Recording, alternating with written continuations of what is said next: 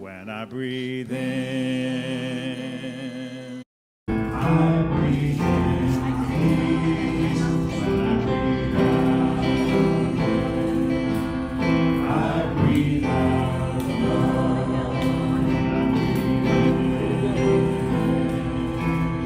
I breathe in peace. When I breathe out, I breathe out love.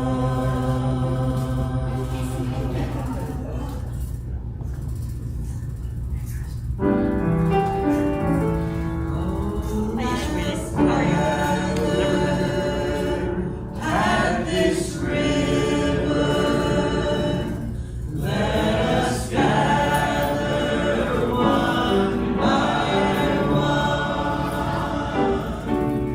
Let us gather at this river. Let us gather one by one. Let us gather at this river. Let us gather one by one. Let us gather at this river.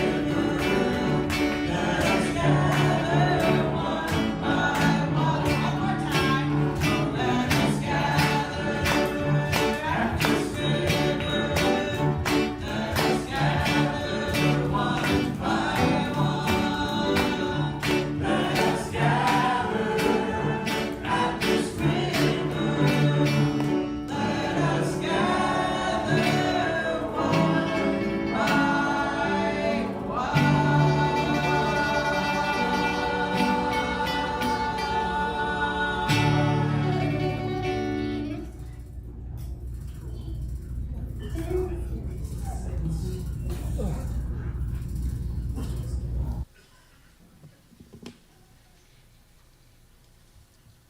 Hello, YouTube attendees. Hello, everyone in this room. YouTube is streaming, so let's begin our service. If you wish to follow along with an order of service, you can scan the QR code or go to riverofgrassuu.org and click on Order of Service on the home page. Good morning and welcome to the beloved community at River of Grass Unitarian Universalist Congregation. I'm Karen Gonzalez, and my pronouns are she and her. I serve this congregation as the Director of Faith Development. Our worship leader this morning is Dr. Andrew Bunce. You may know him as Andy Bunce. Our chalice lighter this morning is Caitlin Lawless Coker. Our theme this month is paying attention, and today's service will explore how mindful attention can be transformative. We welcome our visitors this morning and hope you'll stay for coffee after the service so we can get to know you. And if you haven't already, please stop by our welcome table where our fearless membership chair, Leanna Bresnahan, is there to greet you. Let us know how to stay in touch with you. And remember to stay for coffee. I don't know if we have any visitors this morning. Oh, we have a couple visitors this morning, maybe. We open wide our doors and our hearts to you as you are as we come together on this journey of transformation for ourselves and our world. May our sacred time together today be one of caring, courage, transformation, and a call to action. Would you please turn to your neighbor and offer a greeting this morning? Greetings. Greeting, neighbor. Good morning, neighbor.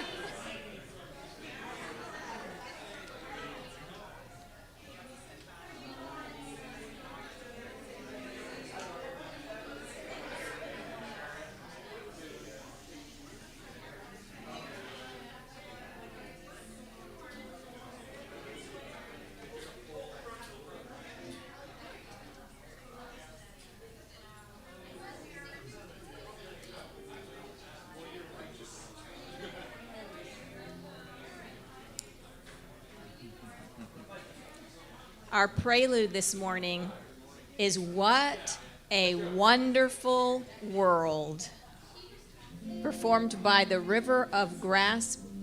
No. Just, you got River Grass Band? Sure. Okay, sure. Parts, Bandlet. parts of it.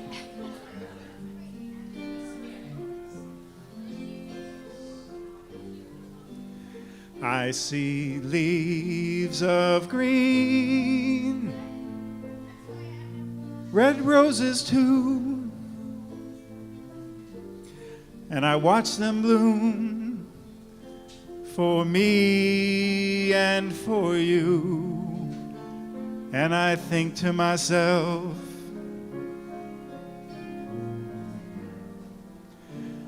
what a wonderful world.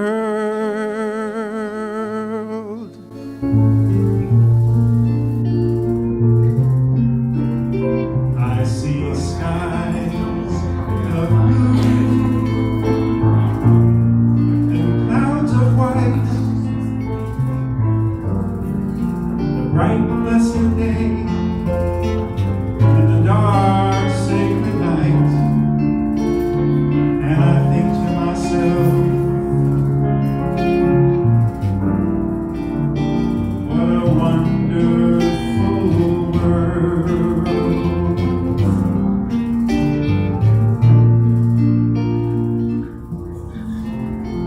The colors of the rainbow, so pretty in the sky, and also on the faces of people walking by. I see friends shaking hands, saying, how do you do? They're really saying, I love you. I hear babies cry, and I watch them grow. They'll learn much more than I'll ever know. And I think to myself,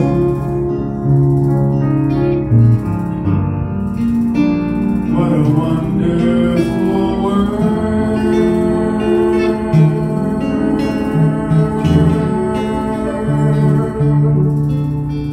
And I think to myself, what a wonderful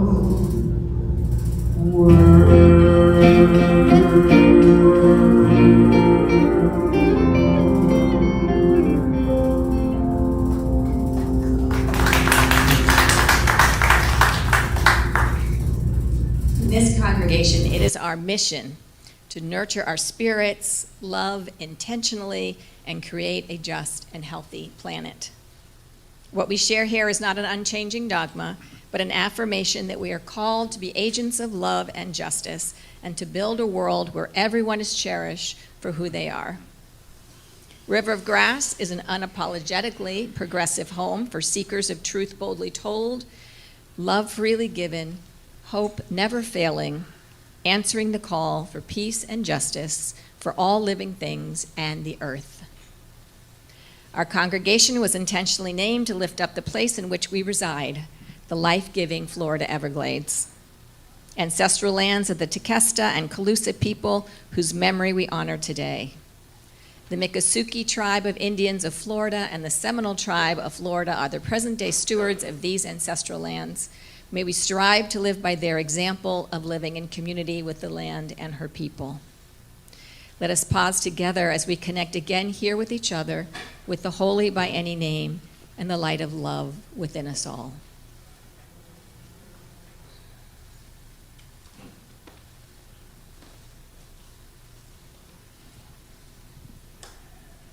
In our tradition of coming into this shared moment together by focusing on our breath, please allow me to guide your experience this morning as we breathe together mindfully.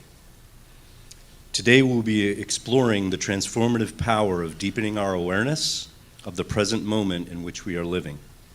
That can start with our awareness of our breath. Please close your eyes if you're willing and allow your attention to settle on your breath. Simply notice your natural breath. Observe your breath as it enters your body, perhaps at your nostrils or in your chest or in your belly, and notice it as it leaves your body as you exhale, simply, naturally. No need to change your breathing. Simply observe the breath and lay your attention upon the breathing. As you breathe in and as you breathe out.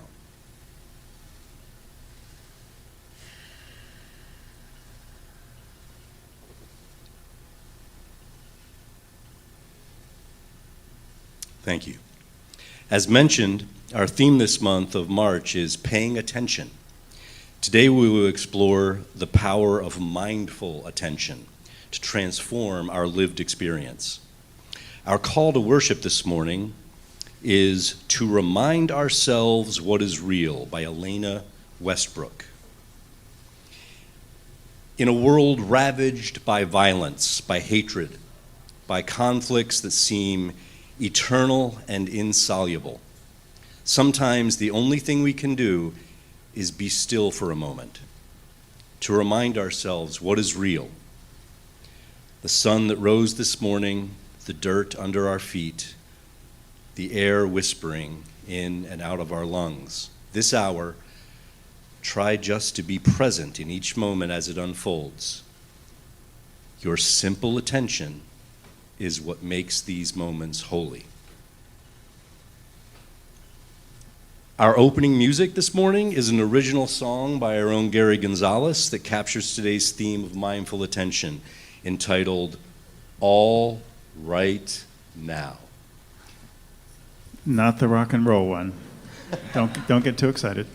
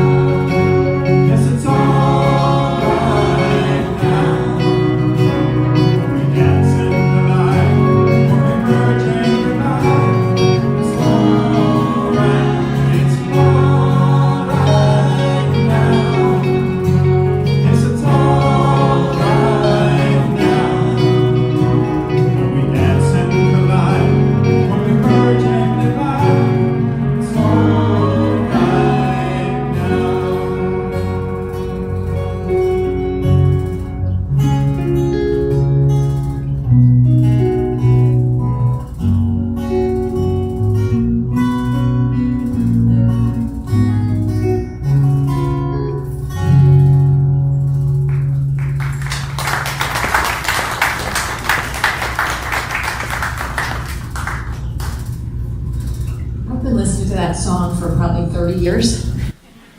And that is absolutely the most beautiful it has ever sounded. We are very blessed by this band. And Gary. The chalice is the Unitarian Universalist symbol of religious liberty.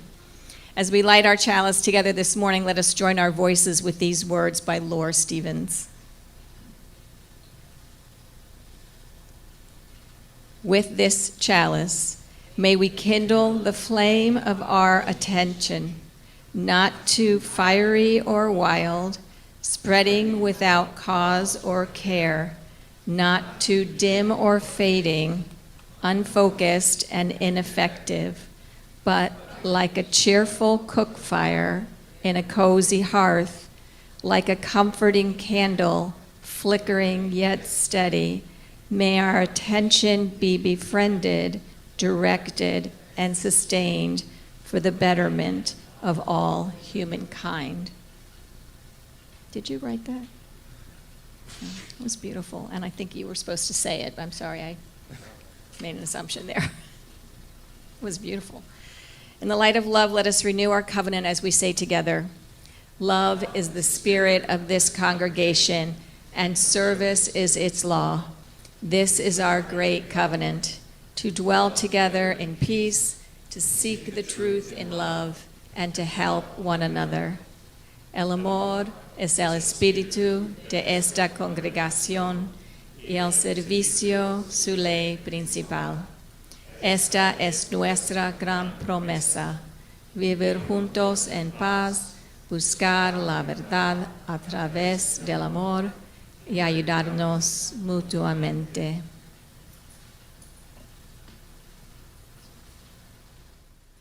Good morning. I am Diane Lade. I am a charter member of this congregation, and I wear quite a few hats here at the River, as do many of us. Choir, I am a faith development teacher, I am a covenant group leader, a leader of our Full Moon Daughters outdoor group, and probably some other things in there too, but I love the many, many things I get to do to feed my soul and my heart when I am here at the River. I was very honored when I was asked to give a testimonial for our pledge drive this year. Very enthused and grateful to share my thoughts about being part of a spiritual community that literally changed my life, and I mean that very sincerely. I started mentally rowing down my flowing river of grass path, passing our congregation's milestones in my mind. The calling of our first minister, going to statewide UU youth conferences when we used to have a lot of teens here. We had a regular youth group. Rev. Amy's powerful sermons and songs, the memorial services, the parties, the celebrations, everything that I had loved so much. And then my brain stopped rowing. Here came the hard part. I had to actually write this testimonial. Dang, why was this so hard? I noodled and typed and fretted and typed some more. Maybe you have had this experience. More, and yet nothing was working. And then I started hearing this little tune in the back of my brain. 525,600 minutes. I'll spare you from singing 25,000 moments so dear. 525,600 minutes. How do you measure a year? I had not planned to sing all that. Thank you for encouraging me and joining me. See what happens here? It's magic. How do you measure? How do you measure a year?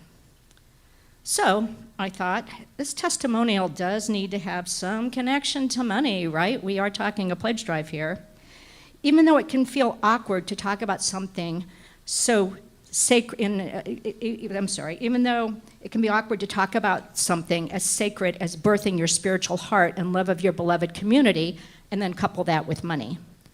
How do you put a price tag on that? How do you measure that? Then I realized I have been at River of Grass for 27 years.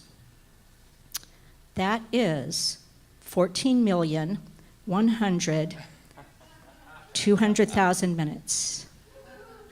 And that's how you measure 27 years. In kindness, in comfort, in heartbreak, in inspiration, in laughter, in friendship, in love and gratitude. Because of River of Grass, I got to watch children grow into amazing, grounded adults because I was their faith development teacher. I dared to sing because of River of Grass. I came to realize that, yes, I'm a racist, but I can work on that. I had people who rejoiced at my wedding, who mourned with me during my mother's death, where we actually threw Mardi Gras breeds. That's the great thing about being a UU. You can do all kinds of things. I learned how to make good coffee in a very large pot. I learned to really listen through our covenant groups. Today, I can proudly say that I'm a Unitarian Universalist, and yes, understand exactly what that means for me. I'm living a life with love at the center. You all are part of that life and that love. And we have shared dreams. I really, if you have not yet, encourage you to read what's across the back there where people are sharing their dreams. I encourage you to put your own dreams up there. Some of them mimic mine, some of them are things I never thought of, which all is wonderful. My pledge is my way of saying thank you to all of you. My pledge is my investment in you and in us. And given my 14 million moments so dear, I would say so far it's been a pretty good deal. And my pledge also affirms that I do believe that our dreams can come true. Thank you.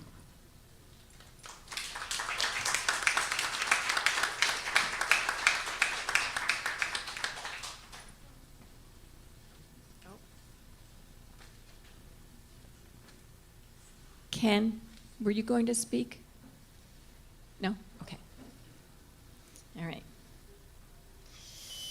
We sustain and strengthen, back talking about money, this beloved community and its work in our world through the gifts of our time, our skills, our love, and our money.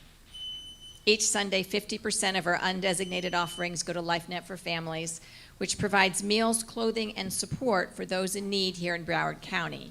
The remainder supports our mission and ministry at River of Grass. Ushers, please come forward to receive the offering. Scan the QR code or text the number on the screen to donate. You can also find several ways to give on the donate page of our website.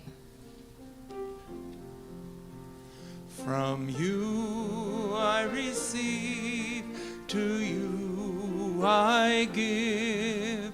Together we share, and from this we live. From you I receive, to you I give. Together we share, and from this we live. From you I receive, to you I give. Together we share, and from this we live.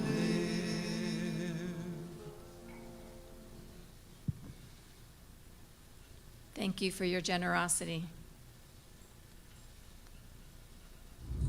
We lift these things, spoken and unspoken, written and unwritten, asking that our hearts be seen even as we become seers of hearts, that we may serve one another and those beyond these walls with love and thankfulness today and every day. Amen, Amen, Amin, Aho, Ashe, Namaste, blessed be, and so it is. It's time for some wisdom. This morning's wisdom tale is titled The Farmer's Luck. It is a Zen, a Buddhist, Taoist parable. And some of you have probably heard it before, but it's always worth repeating. There once was an old Zen farmer. Every day, the farmer used his horse to help work his fields and keep his farm healthy. But one day, the horse ran away. All the villagers came by and said, "We're so sorry. What bad luck?" And the farmer said, "Bad luck? Good luck? Who knows?" But the villagers were confused. They decided to ignore him. A few weeks went by, and then one afternoon, while the farmer was working outside, he looked up and saw his horse running toward him. But he wasn't alone. The horse was returning with a whole herd of horses. So now the farmer had 10 horses to help work his fields. All the villagers came by to congratulate the farmer and cried, "Wow, this is such good luck." And the farmer said, "Good luck, bad luck, who knows?" A few weeks later, the farmer's son came over to visit and help his father tend to his fields. While trying to tame one of the horses, he fell off and broke his arm. The villagers came by to commiserate and said, "How awful! What bad luck!" And the farmer replied, "Bad luck? Good luck? Who knows?" A month later, the farmer's son was still recovering. He wasn't able to walk or do any manual labor to help his father around the farm. And a regiment of army came marching through town, conscripting every able-bodied young man to join them. When the regiment came to the farmer's house and saw the young boy's broken leg, they marched past and left him where he lay. Phew. Of course, all the villagers came by and said, "Amazing! What great luck!" And the farmer said, "Good luck, bad luck, who knows?"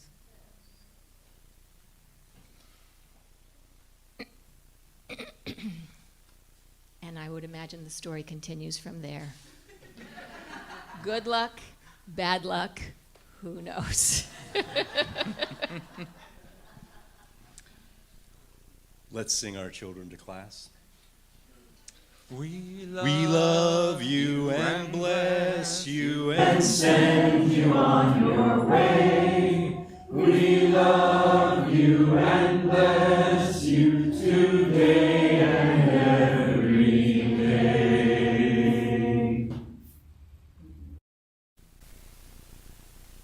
I offer you these words by the Reverend Scott Tyler. Let us turn inward in the spirit of prayer and meditation. Sometimes the world outside us can be so loud, making it hard to hear those voices we once knew so well, voices that once knew us so well. And so to silence we turn, to listen for the echoes of memories that make us whole, the pain of others that reawakens our hearts, and the beauty of this wildly generous world that wants us back. This is the attention that saves us, heals us, opens us, expands us. So friends, in the stillness of this space, let us not just listen for clarity and guidance, but to become larger. Those voices whispering from deep within are not just calling us home, they are home. We must remember this. What we give our attention to is what we become. Yes, sometimes the world outside us can be so loud, leaving us lost, but the quiet always remains, waiting and willing to be our companion, gently calling us to shift our attention and reclaim ourselves. Join me in our sung response.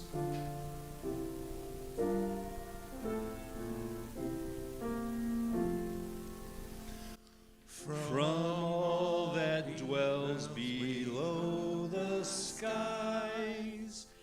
Let songs of hope and faith arise. Let peace, goodwill on earth be sung. Through every land, by every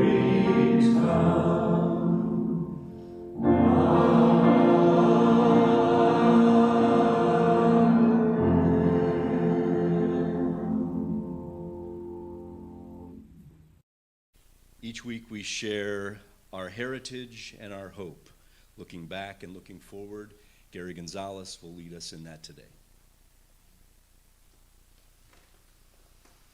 Thank you, Andy. Our heritage is the Reverend James Ford. James Ford is an American Zen Buddhist. He's a retired Unitarian Universalist minister. He was born on July 17th, 1948, in Oakland, California. He is one of the founders of the Unitarian Universalist Buddhist Fellowship, founded in the early 1990s. Ford explicitly links practice with ethical engagement in the world, drawing from both Buddhist and Unitarian Universalist traditions. Social justice is a central and active component of James Ford's teaching, deeply integrated into his spiritual and ministerial practice. He identifies Bernie Glassman, a pioneering Zen peacemaker, as a major influence, noting Glassman's focus on direct action for the homeless, hungry, and marginalized, what Ford calls soup kitchens rather than abstract ideals. He incorporates the 4 commitments of the Zen peacemakers into his communities: a culture of nonviolence and reverence for life, a culture of solidarity and a just economic order, a culture of tolerance and truthfulness, a culture of equal rights and partnership between genders. These commitments are recited as vows in his Zen community, Boundless Way Zen, affirming that social justice is not peripheral, but foundational to spiritual practice. Ford also emphasizes relentless honesty, compassionate action, and engagement with systemic issues such as racism, poverty, and ecological crisis. In writings like If You're Lucky, Your Heart Will Break, he outlines a 7th precept: seek justice, underscoring ethics rooted in lived experience and social responsibility. His work reflects the belief that awakening and activism are inseparable. True Zen practice must respond to suffering in the world with concrete action. This is our heritage. Our hope is Lama Rod Owens. Rod Owens is widely recognized as a spiritual leader within the Unitarian Universalist movement. He is active in the UU Buddhist Fellowship, and his work can be found on our UUA website, among several other places. He holds a Master of Divinity from Harvard, a leading voice in a new generation of Buddhist teachers with over 11 years of experience.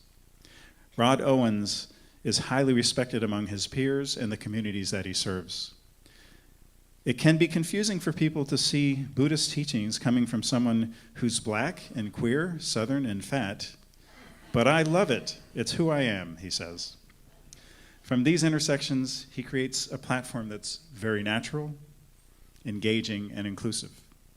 Applauded for his mastery in balancing weighty topics with a sense of lightness, while still speaking truth to power. He has been featured by CNN, Good Morning America, BBC, The Washington Post, PBS, NPR, Ebony, and more. Connection is Rod's second language. Authenticity is his first. Meeting people where they are and speaking to them with words that they can relate to rather than speaking at them makes his delivery digestible and highly sought after. Honoring his Southern roots, he refers to his healing approach as laying hands. His laying of hands, however, is guidance. It's showing you how to do the work of making the necessary choices in our day-to-day relationships and routines to heal and free yourself from the traumas that bind you to self-sabotaging behaviors. This is our hope.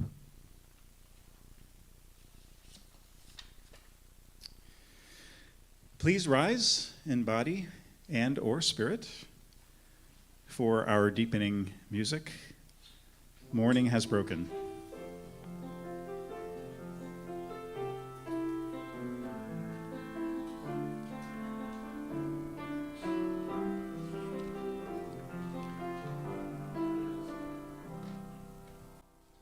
Morning has broken like the first morning.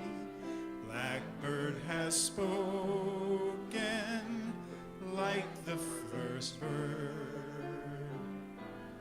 Praise for the singing, praise for the morning, praise for them springing fresh from the word. My night's new fall, sunlit from heaven, like the first dew fall on the first grass. Praise for the sweetness of the wind garden, strong in completeness, where God's feet pass. Mine is the sunlight, mine is the morning, born of the one light, Eden so made. Praise with elation, praise every morning, God's great creation of the new day.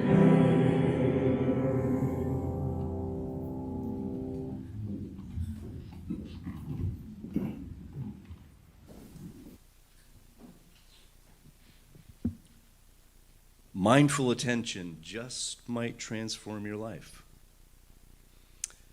First, let me say thank you to those who helped make this service possible. The whole band is here today. Awesome.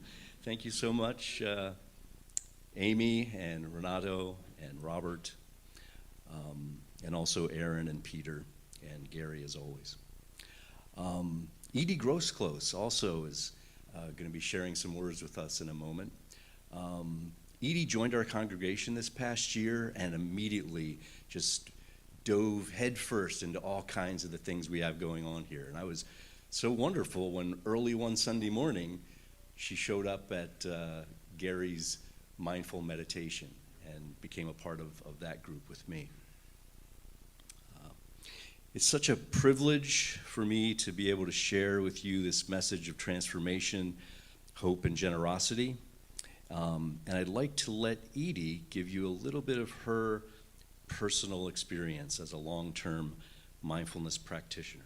So Edie, would you come up and say a few things about your own personal experience? My problem seems to be I either have nothing to say or I have too much to say. So bring out the hook. First of all, I'm just so happy to be here. And by this I mean be in the space with all of you, wherever you are, and right now. I think that the message that I can bring is related to the fact that I was brought up believing in science as the truth, and if it wasn't in my hand, it was available either from my brain and hands or from the brain and hands of other people. And partly that's attributable to my upbringing, which was perfect. My parents were loving and kind and generous and smart and funny. And that's the way they brought us up, me, my sister, and my brother. And so until I was out in the world sort of on my own for a relatively long time, I didn't have any difficulties with my life. But as things began to fall apart occasionally, sometimes catastrophically with losses of loved ones and so on, I began to realize that life could be a struggle from time to time. And I realized that I needed, most of all, in many of these most difficult times, that the most important thing for me to do was to stop thinking. And I realized that that was practically impossible when I was grief-stricken, but that I had to believe, for my own sort of mental, spiritual survival, that there was some answer to that. And for me, it turned out to be learning to watch my thoughts and sort of take charge of my thinking in a certain manner of speaking, and to learn to meditate. I actually tried it myself for a while at home. I read a lot about meditation, tried it at home because I didn't think I could sit still and quiet for 5 minutes, let alone the longer periods that the meditation groups that I knew about were doing. And so I practiced at home just to make sure I wasn't going to jump up and run screaming from the middle of the room during a meditation session. And as it turned out, I realized during the process that we all can't stop thinking, that the best that we can do is to be kind to ourselves and allow ourselves grief and sadness and confusion, but to also allow ourselves to sort of quiet our minds and sink under those influences. And one of the ways to do it is to find a congregation. I found one in a small Zen group when I first began looking. They're not available now to me, but this is a wonderful approximation of that group, and I want to thank each of you directly and personally for that. And I encourage you, if you have any sort of similar problems, when sometimes there's just seems to be no answer, you're probably perfectly correct. And my experience is that meditation can allow us, especially once you practice a bit and learn how to let thoughts go. It's not that you stop thinking, it's that you stop following your thoughts, so that you can say to yourself, just thinking, and go back to your next breath. Begin anew. Thank you for being here. Thank you for this shelter, this spiritual home that I've made mine by feeling the care of all of you. I'm grateful.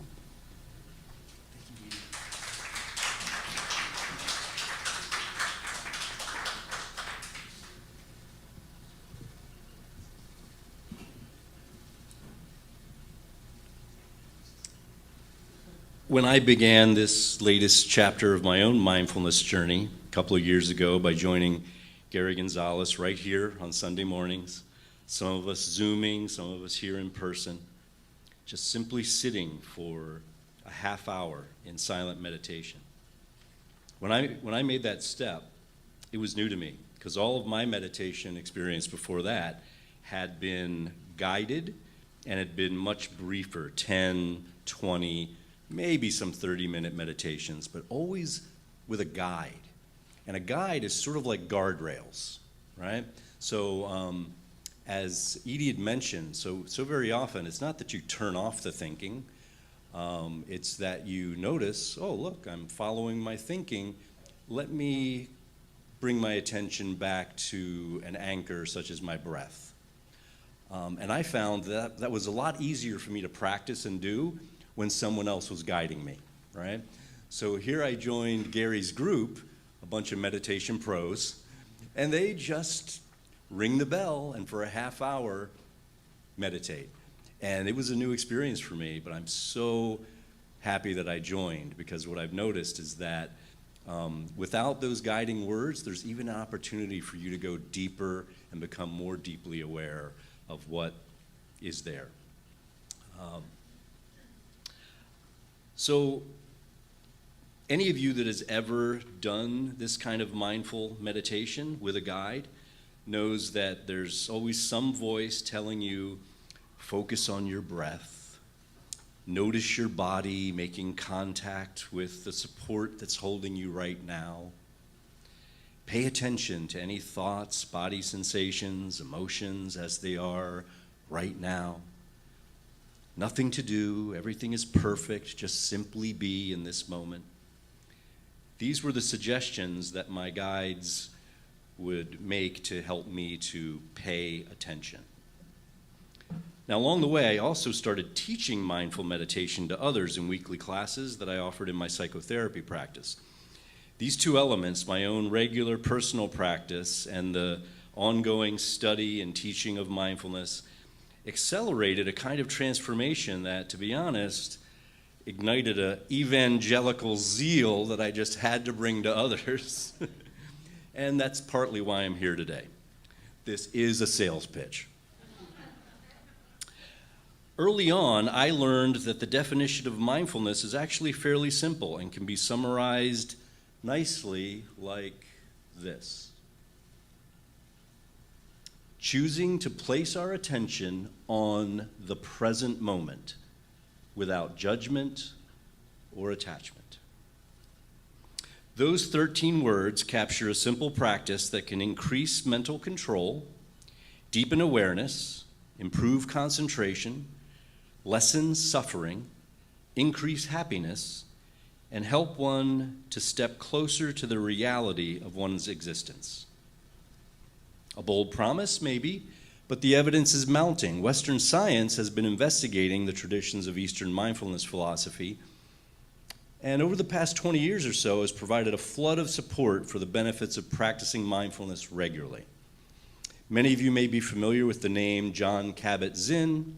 He was the researcher who introduced programmatic mindfulness training to the study of medical outcomes.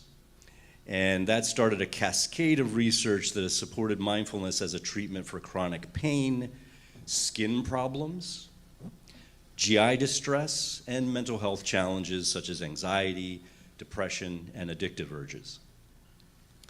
Now let's look back at our definition, which can be broken into two parts that answer two very important questions. What am I doing when I'm being mindful, and how am I doing it?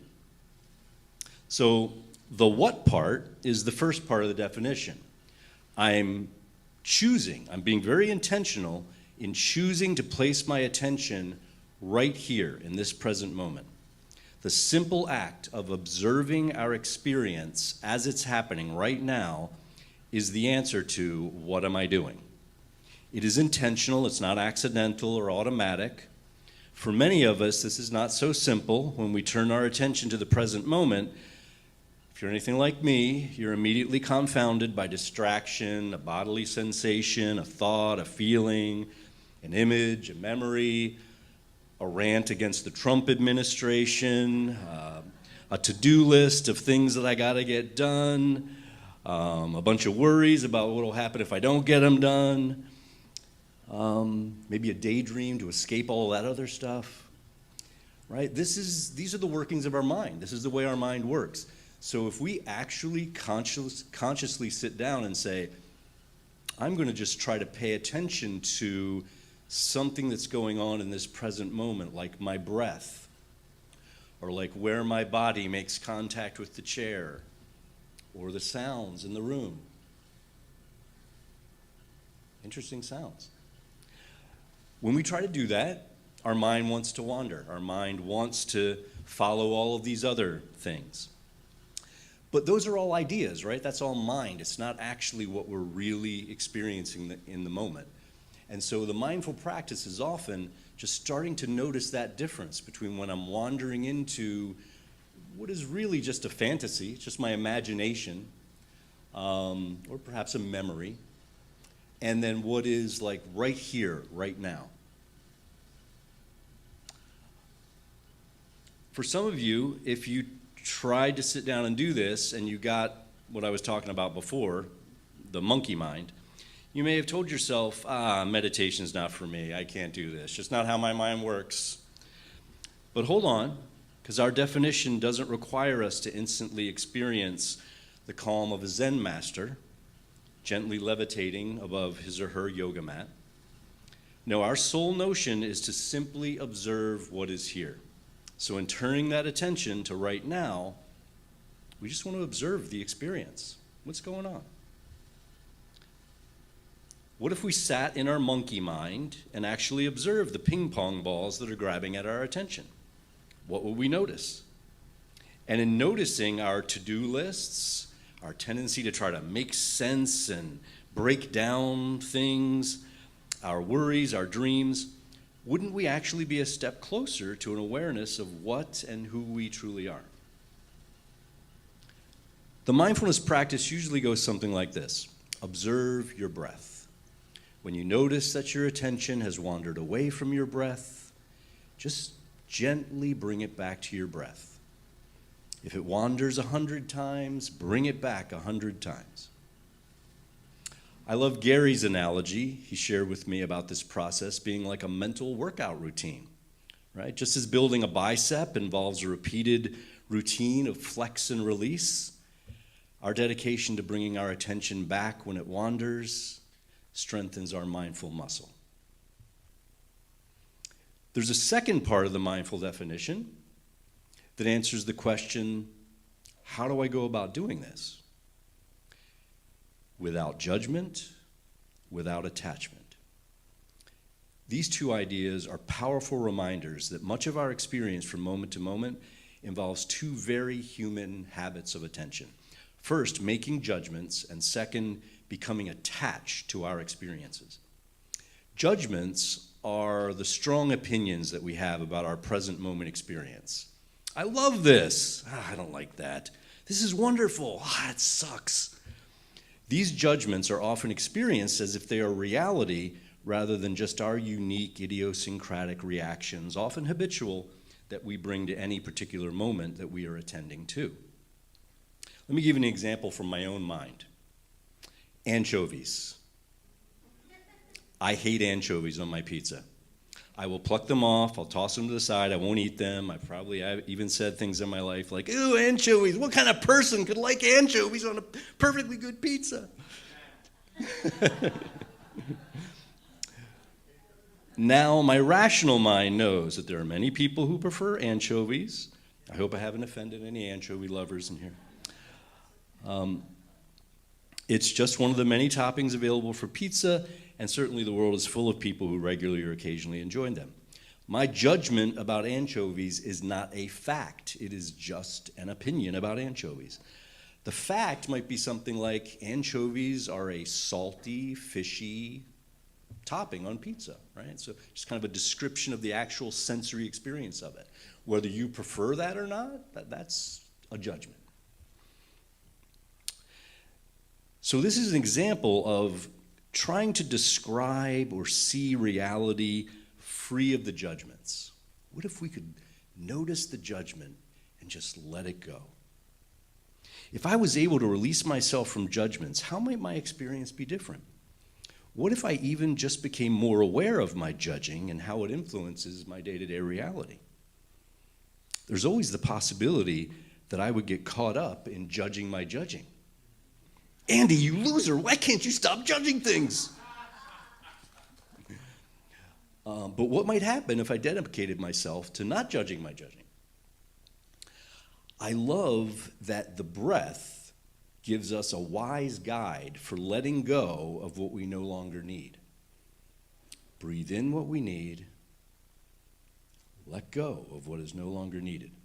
I am literally built for letting go.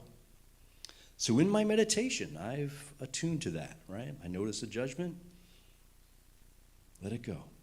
It's right there in each breath. Observe a judgment about something, let it go. I don't like that, let it be. Now that's very different from pushing something away, locking it up, fighting with it. I can just simply let it go. And how wonderful is this process when the judgments relate to our judgments about ourselves or others that don't really serve our highest needs and values. Those judgments that don't side with love. I can learn to let them go. Choose to place my attention elsewhere, maybe on my breath. Without attachment is the last part of our definition. What if I could let go of my attachments to things? The idea that everything is always changing from one moment to the next in this universe, that this vast existence that we're a part of is always in flux, changing, becoming, flowing, emerging. To become strongly attached to any particular thing, this moment, this idea, this feeling, this belief, starts to seem effective. I think it's one of the reasons why we use value transformation as one of our core values. It's an acknowledgement that things change, things evolve. Let me be open to that. Right? Pain and pleasure have a way of helping our human brains to form attachments. Mindfulness can help us to see where these attachments are no longer useful to us. This too shall pass. Stop and smell the roses. Let it be. Again, let me allow me to indulge you with a personal experience of letting go of attachment. I first started my mindfulness journey by listening to an app called Simply Being. My partner and I were using this app, and we would often use it as a preparation for our bedtimes. We may lay and listen to this app together for 20 minutes, 30 minutes. And it was very simple. The app basically just repeated a mantra of, there's really nothing for you to be doing right now. You can just be still in this moment. Simply be.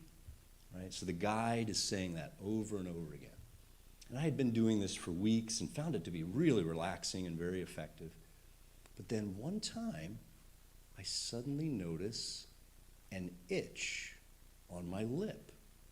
And I'm lying in bed, almost completely still, just the only movement is my bodily breath. But I notice this itch.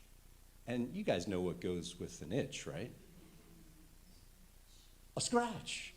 It's like, it's almost impossible to have an itch without having an urge to scratch go right along with it. But here I'm listening to somebody that for the past half hour has been saying, nothing to do, no place to be, just simply be. And my mind just suddenly went, you know what? I'm not going to move. I'm not going to scratch the itch. And what I noticed in that moment is that what was an itch suddenly became a light pressure on my upper lip, as if someone was taking like a pin and just like lightly putting some pressure. It transformed it from what I perceived as an itch to something else. Now, I've read a lot of stuff about like the mindfulness program used to treat chronic pain and how we can treat people to experience their pain differently. But this was the first time that I had ever had a bodily sensation that I had been attached to in a certain way and realized I can actually transform that. I can let go of that attachment.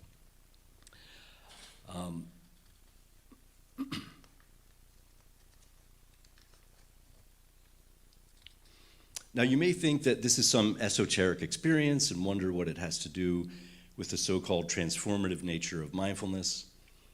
Jon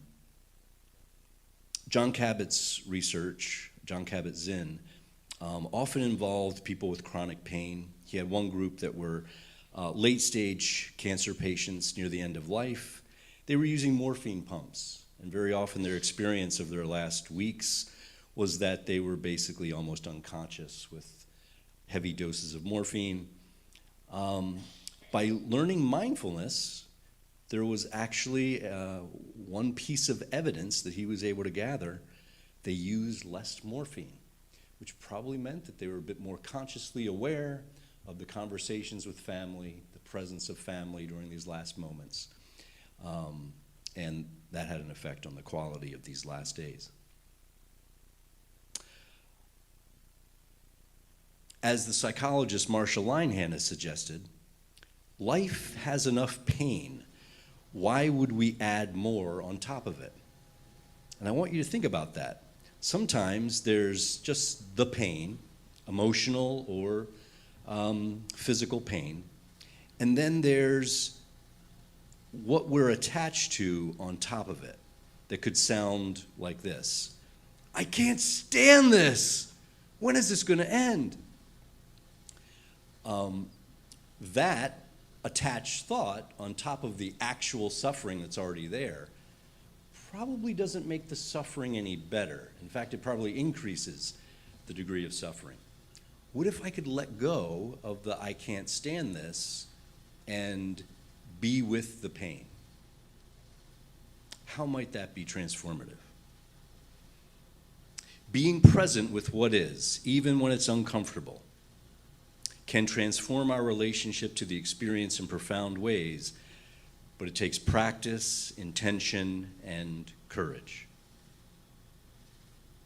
How about if we get a little practice today? I think we have somebody who has led a few meditation practices in his day and could lead us in a little mindfulness together.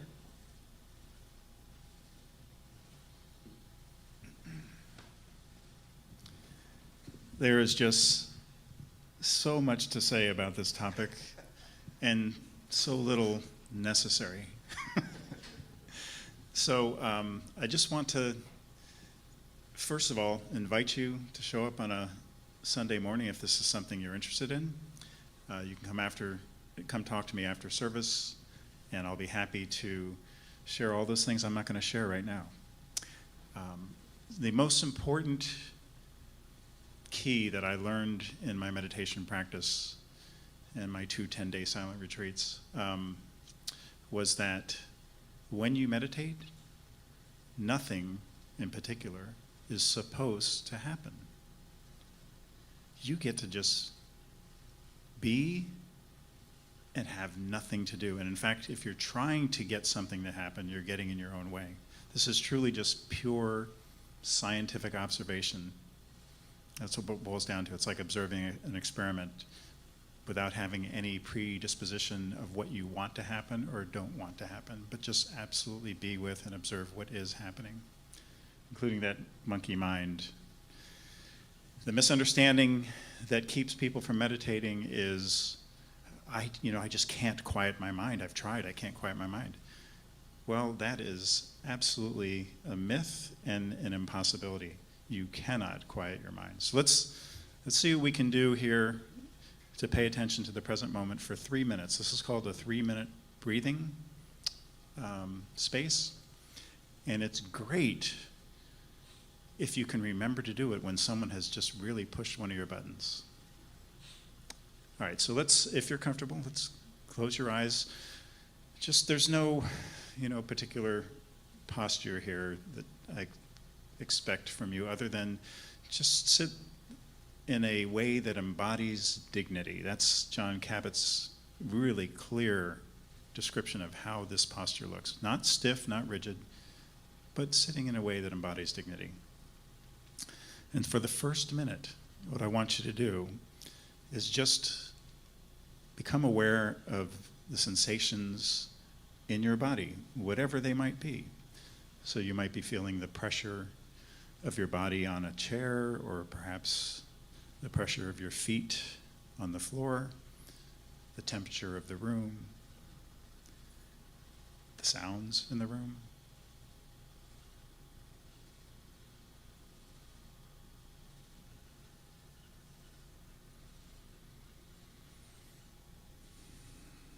There's no particular way it's supposed to feel. It feels the way it feels, and you're just here to notice and observe it.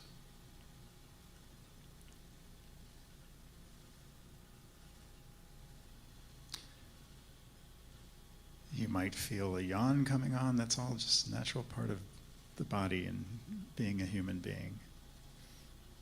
Doesn't matter what's happening. You're just here to observe it and to let it happen. Okay, now for the second minute, we're going to shift our attention. We're going to refine it and narrow it down to those sensations of air moving in and out of our bodies. Typically, that can be the air flowing in and out of your nasal passages. That can be too subtle for some, so you can observe your abdomen rising and falling. Just resting your attention on those sensations and stay going to observe the breath as it's been breathing since you were born.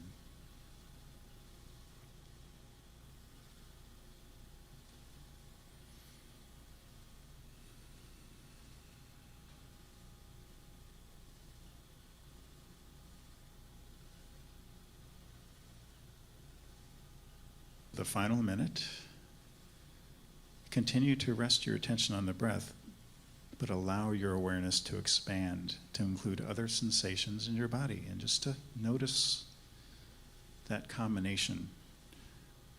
The resting of your attention on the bodily sensation of your breath and also allowing whatever other bodily sensations arise in your present moment awareness.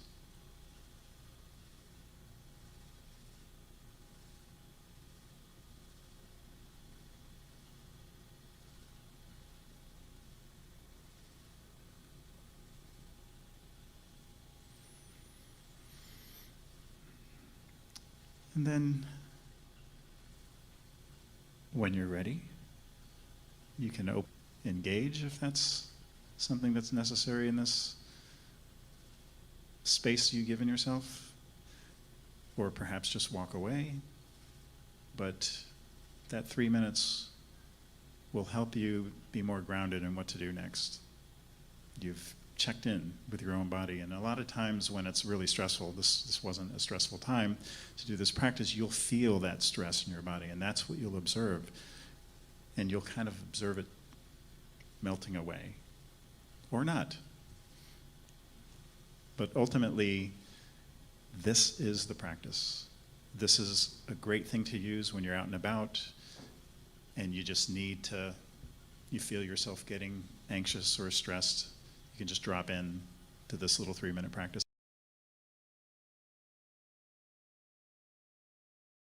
When I was guiding you. So thank you for participating, and I'm shocked, given the change in the time, that no one fell asleep, so nice job. Thanks, Gary.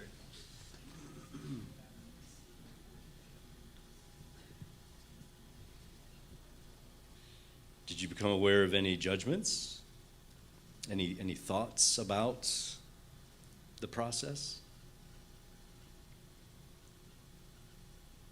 Paying attention to the moment we are experiencing right here, right now, is a powerful path towards transforming our experience of those moments. A regular mindful practice can enhance the skills needed to be more deeply aware, more fully present when the moment calls for, mindless. You can think of that as the opposite of mindful would be mindless attention, not really focused on any particular thing, sort of on autopilot, automatic. And there's plenty of things that we can do automatically, and it's just going to be perfectly fine. But what if there is some compelling reason to slow down, pay more attention? Moments like these right now, what could you be more fully aware of, more deeply aware of right now? In those moments, let us choose the path that deepens awareness, helps us to see reality. As my favorite line in our UU liturgy goes, may we be seen even as we become seers of hearts. It just might transform our lives. Amen.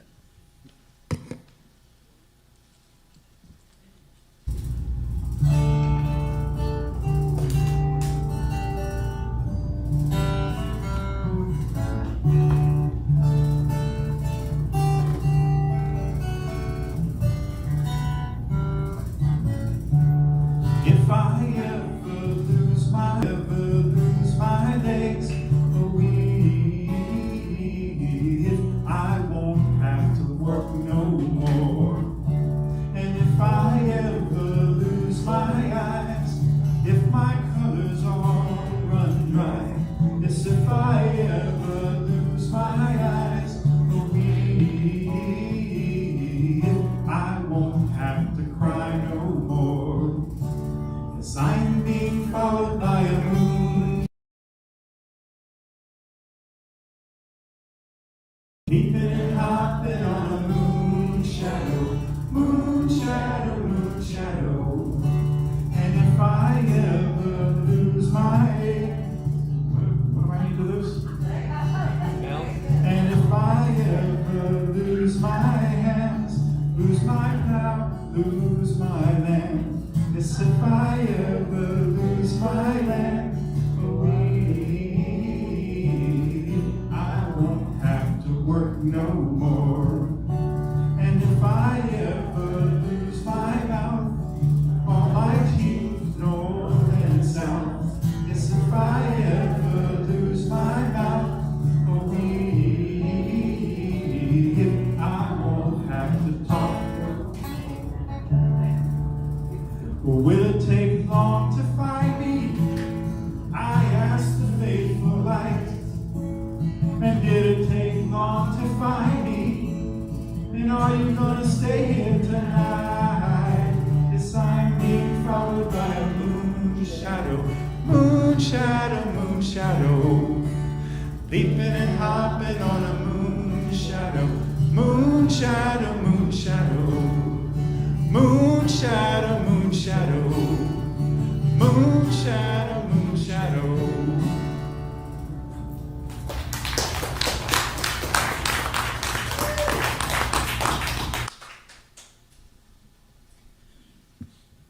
Our closing words are from the preface of Blooming of the Lotus by Thich Nhat Hanh. Meditation. The function of meditation practice is to heal and transform. Meditation helps us to be whole and to look deeply into ourselves and around us in order to realize what is really there. The energy that is used in meditation is mindfulness. To look deeply is to use mindfulness to light up the recesses of our mind or to look into the heart of things in order to see their true nature. When mindfulness is present, meditation is present. By looking deeply, the meditation practitioner gains insight, praja, or wisdom. In the meditation process, internal blocks of suffering, such as fear, anger, despair, and hatred, are transformed. Relationships with humans and nature become easier. Freedom and joy penetrate.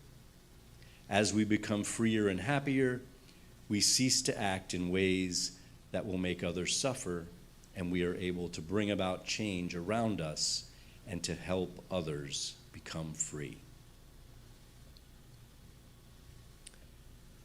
We extinguish this chalice, but not the light of love. We may pay attention, but it returns on its investment. What we attend grows, what we focus on clarifies. Who we hold in our hearts is comforted. Our minds are the mind of the universe. Our attention connects us to each other and to all that is.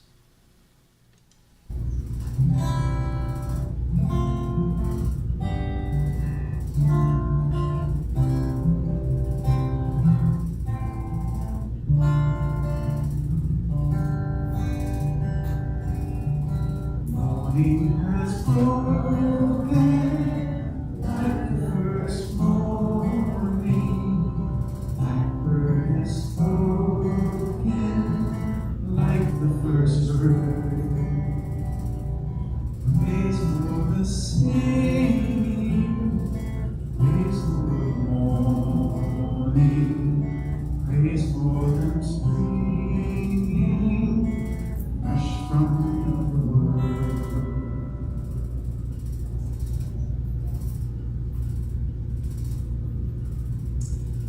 At River of Grass Grass, we offer many ways to live our Unitarian Universalist faith in action. You'll find them in our weekly email, our Facebook page, and website, riverofgrassuu.org. Here are some upcoming opportunities to fulfill the mission and vision of this congregation and other announcements for the life of this beloved community.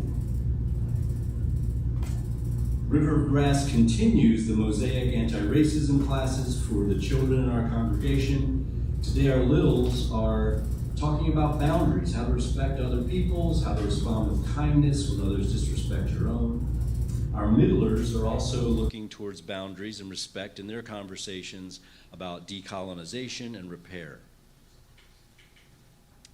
And I believe we have a mosaic for adults after service today. Yeah. Oh, that's right here, yeah. Adults can also update their anti-racist identity by joining us for the second session of the new Mosaic anti-racism training. Taking place at 12:15 today in the sanctuary, we'll take a deep dive into what white supremacy is and how we can be allies for racial equity. We have a fabulous lecture ahead of us, so be prepared to stay until 2 p.m. I think Ken has a few words for us about the annual pledge drive, APD.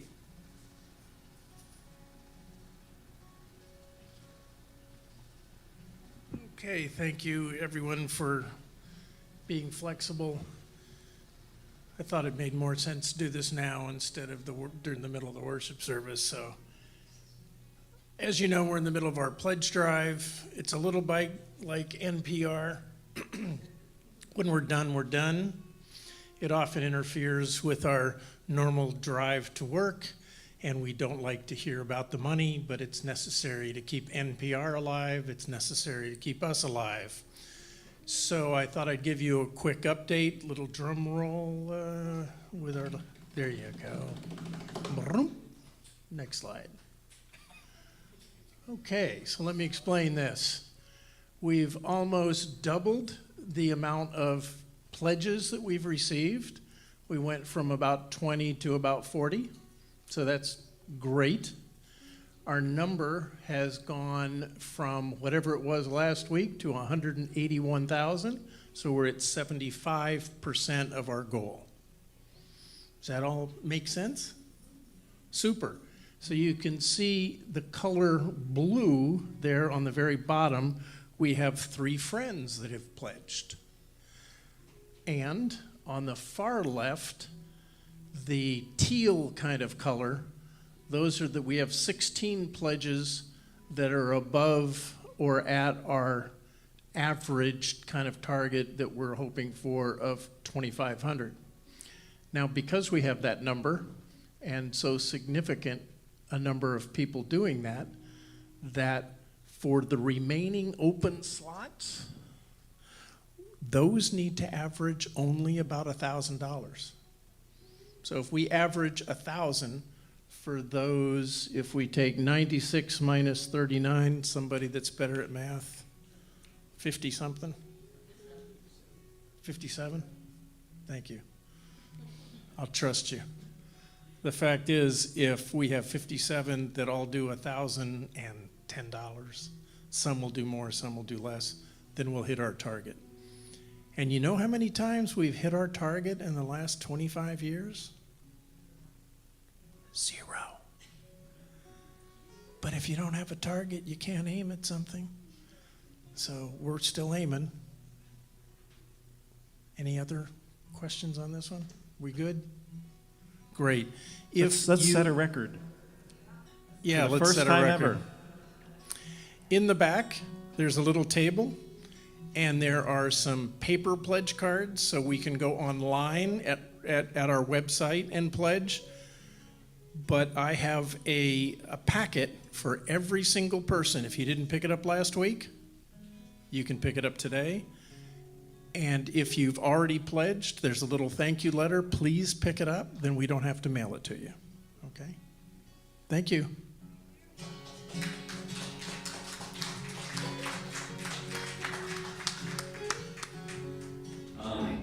The River of Grass Cafe Concert Series continues with Trev Hure, an award-winning singer-songwriter whose music demonstrates a willingness to confront the most pressing issues of our day with courage, passion and a deep sense of humanity. Tickets are $30 in advance, $35 at the door. Opens at 6 p.m. Saturday, March 21st. Music begins at 7.